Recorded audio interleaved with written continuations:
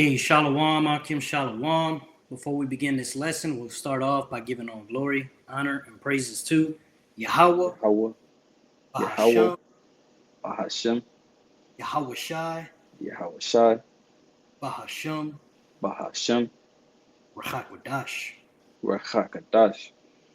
Double honors to the elders and apostles of Great Millstone that taught us this truth. And Shalom to the hopeful elect. Shalom.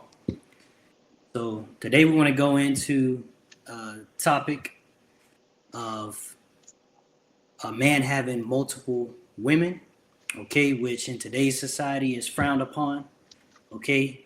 As you know, in the Christian church and in the most of the world, people say that, oh, a man can only have one woman, okay, or a man can only have one girlfriend, which a girlfriend and a wife is the same thing, okay. But basically, yeah, man, we're going to go into the scriptures and show you that it is lawful for a man to have more than one wife, okay? Because adultery really just means when a man sleeps with another man's woman. Okay, so if that woman is taken and you sleep with her, both the woman and the man have committed adultery. And as we know, the punishment for that is death. Okay, but yeah, we're going to go into the law. We're going to go to Exodus chapter 21, and we're going to read verse 10. All right.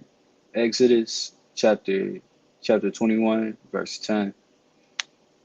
If he take him another wife, her food, her raiment, and her duty of marriage shall he not diminish. So this chapter is about, laws for, uh, you know, servants and, for men and for women and all that. And it's basically saying if you take you a second wife, right, you have one wife and you take another, okay, her food, her raiment, meaning her food, like what you're giving her to eat, right, her raiment, her clothing, and her duty of marriage, right, your sexual relationship with her, okay, that can't change just because you got a second wife. So now you're taking, half of her food and giving it to the other wife. So now this wife is going to lose 20 pounds because she don't got enough to eat. No, you can't do that. You got to be able to support both women. And as long as you can do that, hey, there ain't nothing wrong with getting 2, 3, 4, 5, 6, 7, 8 wives, however many wives you want. Okay? Because if it was a sin, it would have said it right here. You can't have multiple women. But it just told you if you take you another wife, right? So, yeah, man. I mean, with that, it's pretty simple. So we'll go to 2 Samuel's next. We're going to read an account about King David. This is 2 Samuel 12.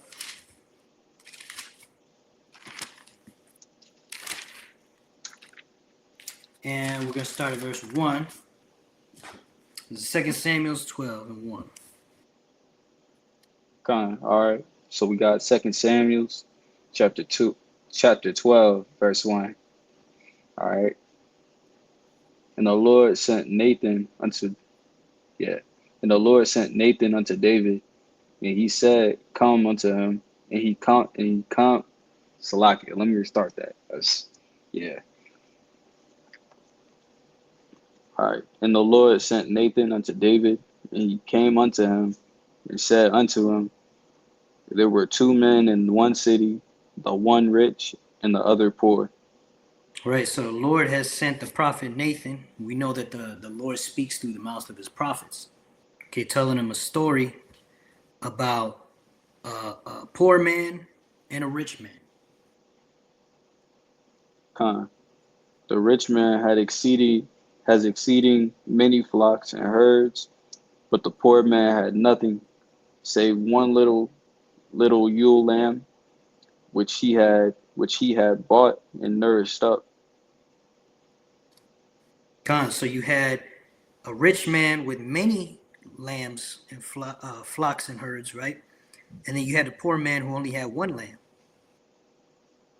And it grew up together with him, and with his children it did eat of his own meat, and drank of his own cup, and lay in his bosom, and was unto him as a daughter.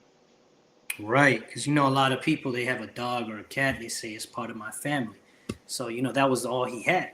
He only had one lamb. The other guy was rich. He had all these lambs and sheep and whatever. And, he probably couldn't care less about any of them because he had so many. It was just like money to him. All right. Con. And there came a traveler unto the rich man, and he spared to take his own flock and his own herd to dress for the wayfaring man that was come up to him, but took the poor man's lamb and dressed it for the man that was come to him.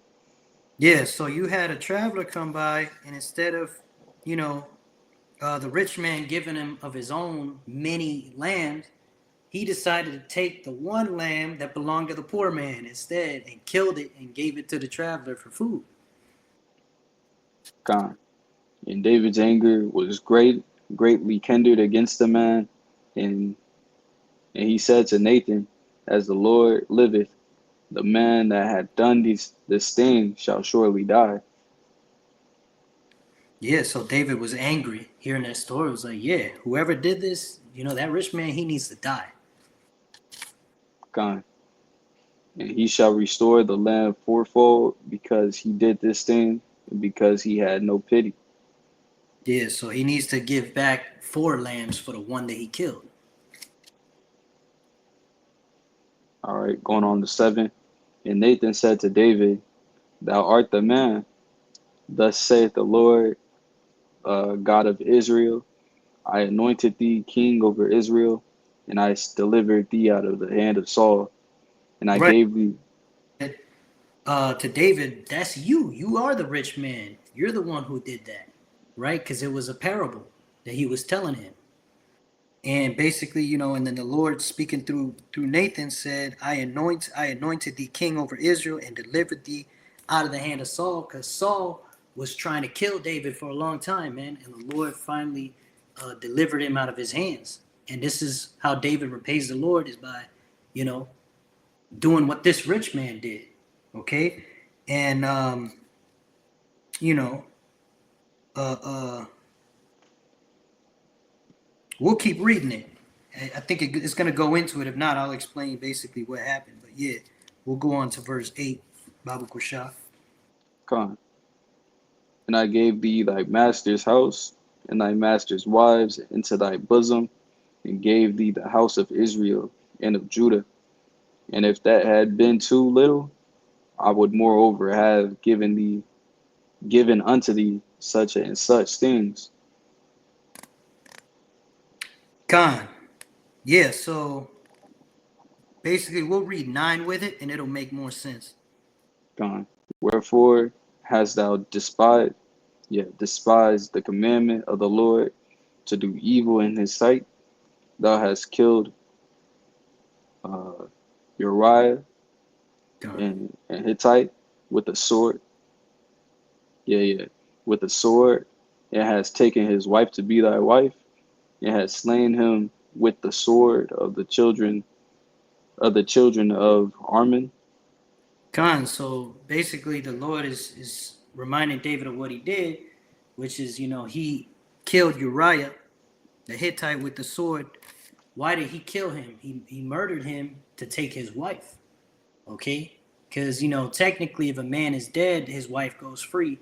All right, but that's still wicked if you kill somebody just to take their wife, right? And Uriah had done nothing wrong.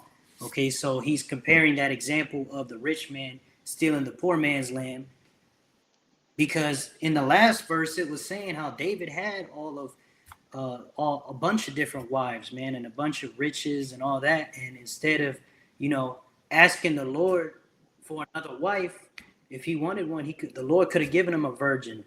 Okay, but no, he wanted the wife that belonged to Uriah. You see? And just to kind of hit home the point, let's go back to verse 8, and yeah, we'll read verse 8 one more time. Con.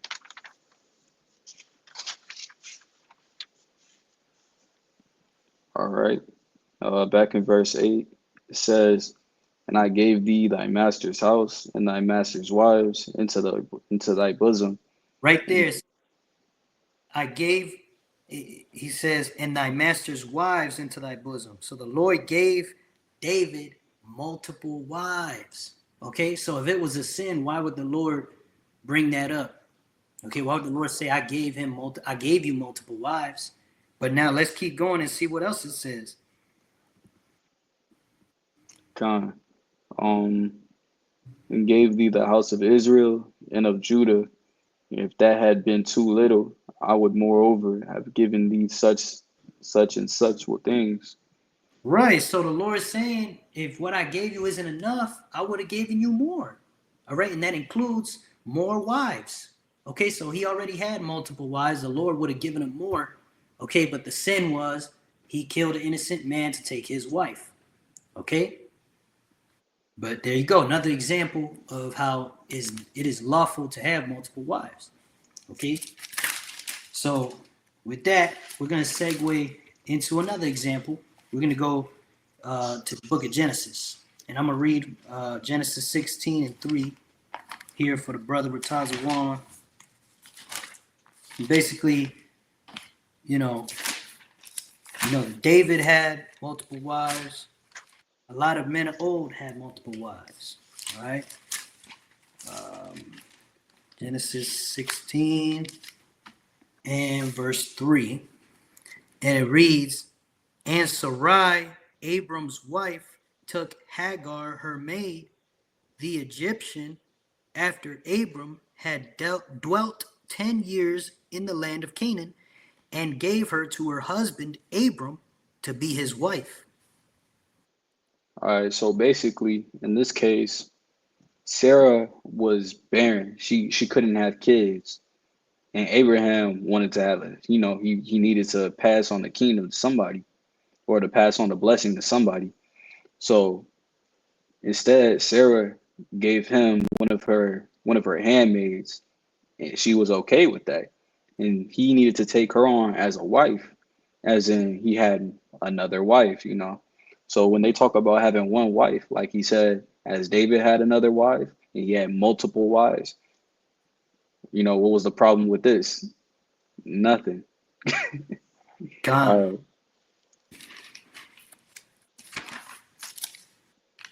got 25 and 1. Gone. Genesis 25 and verse 1. It reads, then again, Abraham took a wife, and her name was Keturah. All right, once again, just to prove the point, you can have more than one wife. Like that's a third one now, you know? So that just proves, you can have more than one, but it's because he could handle it, you know? That's it. Yeah. Yeah. It wasn't like Abraham was like, yeah, I'm going to get another wife. And he said to one of his wives, looks like you're going to have to be eating TV dinners for the next 20 weeks. Man. But yeah, man, there ain't nothing wrong with having multiple wives. All right. I mean, that's in the law. You got Abraham, you got David. All right. We know that Solomon had a bunch of wives too. I believe it was 1,000.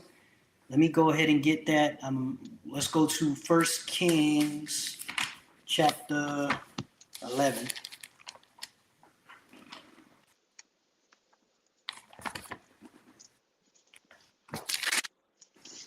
And we're going to go to verse 3.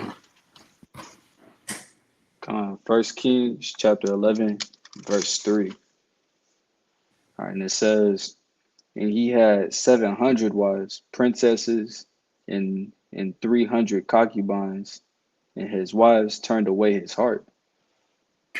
So there you go. 1,000 total women that Solomon was dealing with. 700 wives and 300 concubines. All right. A concubine is just a second class wife. Okay. So like, the women of the other nations would be considered as your concubines. If you had, a woman of another nation that you're dealing with outside of Israel. Okay. And yeah, man, there you go. All right. So, but the sin, and a lot of people like to bring this up to disprove what we're saying, what we're bringing out today, because they say, oh, well, see, they turned his heart away. But that was the sin, was having his heart turn away. All right. Having multiple women was not the sin. All right, but when you start listening to your women, all right, and supplicating to your women, that's where the sin is. Okay, so again, like the brother Ratazawan said, if you can handle it, hey, ain't nothing wrong with getting multiple wives, man. All right, especially during this era. Okay, nowadays it's not really the wisest thing because women are way out of order. Okay, and just dealing with one woman is a pain in the neck. Okay, so hey, if you can handle it, hey, props to you. Go ahead, get you 1, 2, 3 wives, whatever. Okay, but that's why the Apostle Paul said it's better to have no wives. Okay, because he that has a wife is gonna have trouble in the flesh. Roughly paraphrasing, man. All right, think about it. We gotta go to these plantation jobs. We got all these ailments in our bodies. We got financial problems, and then we got to go to the highways and byways every week. We got to make these videos every day. And on top of that, you want to have multiple wives. It's just not really the wisest thing. All right. But like the scriptures say, all things are lawful, but not all things are expedient. Right. Just like drinking alcohol, man. You could drink alcohol as much as you can handle, man. If you could take 3, 4 shots a day and it don't bother you, that's fine, man. All right, but don't be drinking a whole bottle and thinking you could go out there and drive. You see, it's everything's with moderation, man. If you got multiple wives and you can handle it, hey, that's cool, man. But eventually, anything in excess can become sinful, man, or it can cause you to sin. All right, that's where the sin is, not in actually having multiple wives, right?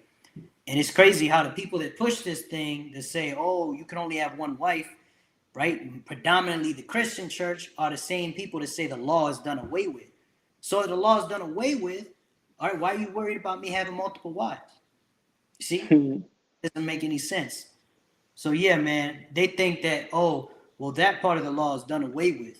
Okay, well, to disprove that, we're going to get some prophecy, man. We're going to go to Isaiah chapter 4, and we're going to get verse 1.